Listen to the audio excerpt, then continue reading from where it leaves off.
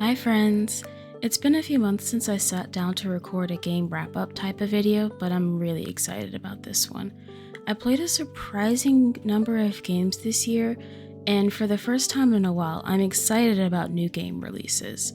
So, may I present my most anticipated games for 2024, along with a few that aren't necessarily slated for release this year, but I wanted to include regardless.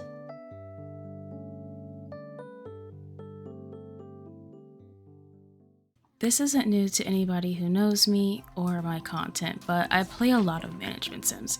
They're one of my favorite ways to relax, but often end up being my main source of stress, especially when world exploration and expansion is included. It's easy to feel like your job never ends.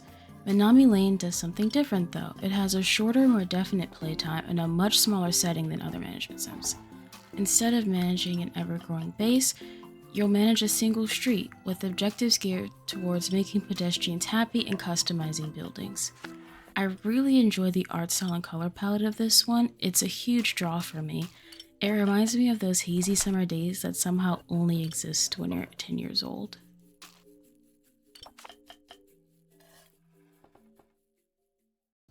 The truth. The truth is an ugly mistress. But I ain't no ugly duckling. Cartoon animal protagonists will always do it for me. That's why Duck Detective is here. Frankly, I don't know much about the game besides knowing it's a mystery with a jaded duck at the helm, but the art style is great. If someone made a sticker sheet with all the characters on it, I'd buy it immediately. And I'm so intrigued by the Oberdin playstyle tagline. I don't think it's let me down yet. Overall, I'm biased when it comes to a detective game with a slight gimmick, so Duck Detective was an almost immediate thing for this list.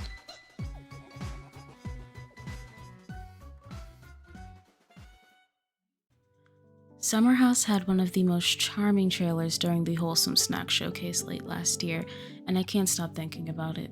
It's just a building game. That's it.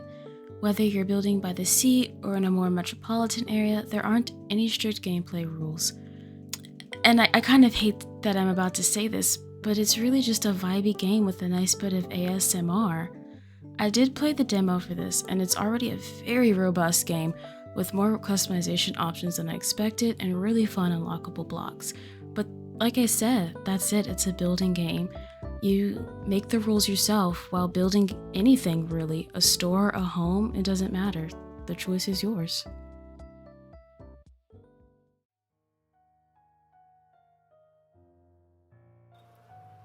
This is another game that I played the demo for, and it completely removed the exhaustion I felt surrounding Sherlock and Watson. The Beekeeper's Picnic takes our favorite duo, ages them some years, and drops them on Sherlock's retirement estate, bees and all. Is that not every queer fantasy? The demo had a good amount of yearning and lacked the sardonic nature I've come to dislike within a lot of Sherlock fiction, and its music is gorgeous. And of course, detective work is still to be had.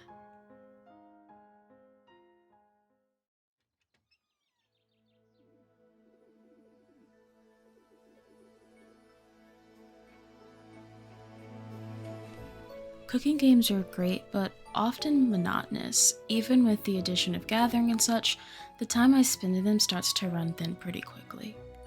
The people behind Magical Delicacy seem to understand that, because this is looking like a really full game. There's exploration, a beautiful fantasy setting, and a cooking mechanic that's both more involved and more customizable than what I usually see. Also, this is a platformer and has a cute cat girl, so...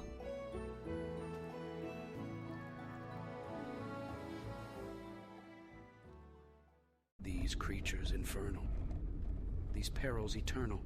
Lord, heal me, free me. Sulfur will likely look familiar to anyone who has played a few action shooter RPGs, at least its gameplay.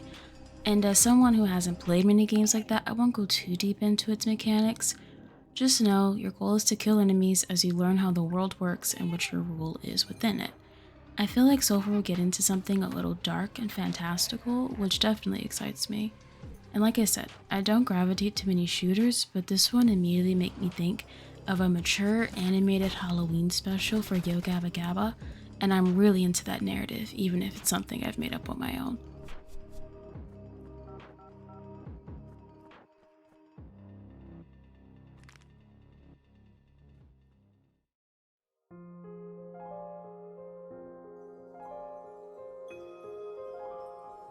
Hauntii has a lot of what I like in games: a limited color palette, 2D animation, and a story that moves as if it's pulling from generations old folktales. The soundtrack that has been used in the trailers so far takes on so many emotions that I can't wait to see how it interacts with the slower paced twin-stick gameplay and the overarching narrative. I'm expecting a game that manages to balance its darkness with its hope in a way that'll leave me, and maybe you, a little shocked.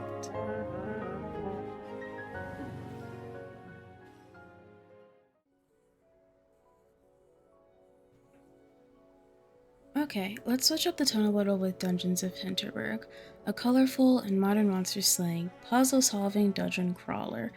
You play as someone who just needs a vacation from their busy life, so they decide to go to Hinterberg, the land of explorable dungeons. It's a setup that really reminds me of a webtoon, the mixture of casual day-to-day notions with pure fantasy. I've been following the development of this for a while, and the world looks gorgeous. It's very stylish. Fighting and movement are just as impressive so far.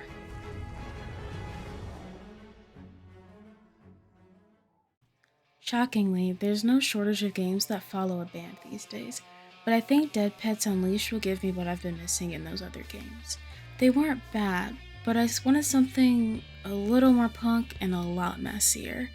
I'm almost 30, and Dead Pets Unleashed speaks to that specific, I'm grown now, what am I doing with my life, millennial angst that I love. And the game isn't just about managing a band, it's about managing life and moving forward, even if that means sacrificing your own well-being. I want this game to punch me right in the feelings when it comes out, and really tap into all of my existential fears. Fingers crossed.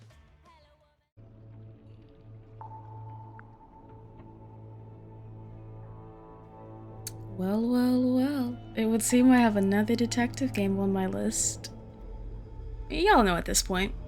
I will say though, The Mermaid's Tale feels unlike most games I've played or even looked into.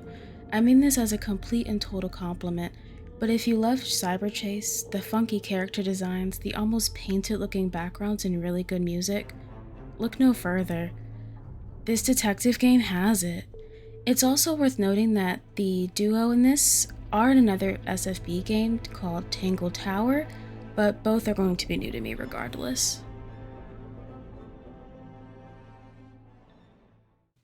I won't go too deeply into this next round of games because they don't have release dates and thus don't really fit the prompt of this video, but I'm excited about them and I wanted y'all to know about them too. So first up is Mirth Island, which is here for very simple reasons. I like rhythm games, I like cute things, I like stories meant to make you feel good by the end of them, and I like sweet little animals. Let me guess. You're the cleric. Esoteric Ebb seems to have a lot going on, but that makes sense because it's a tabletop-inspired CRPG. It has plenty of quests, some open-ended, a lot of characters, and an abundance of choices. I don't usually play tabletop-inspired games for long, but there's something about Esoteric Ebb's design that feels different.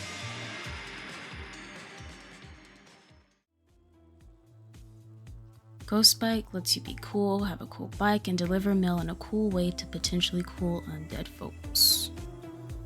It's just kinda cool, you know?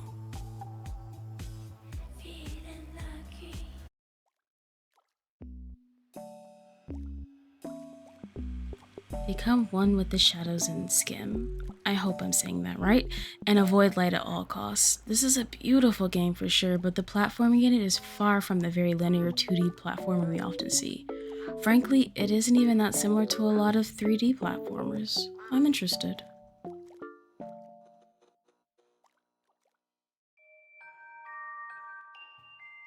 Crimson Hollow is a somewhat cozy RPG, and oh my god is it gorgeous. Not much has been released about this, but the devs upload devlogs on YouTube periodically that I really encourage you to check out. Crimson Hollow, despite the lack of information, is shaping up to be a really beefy dark fantasy RPG. Before we go, I do have my first official announcement for this channel. I, along with 2 other friends and content creators, have launched a Patreon. It's a collective creative geared towards sharing space and creating together. I'll have it linked for anyone who is seeing this video after it's launched. But as always, I hope I was able to introduce some new games to you and let me know what you're excited for, because that to be played list can never be too long. Happy New Year!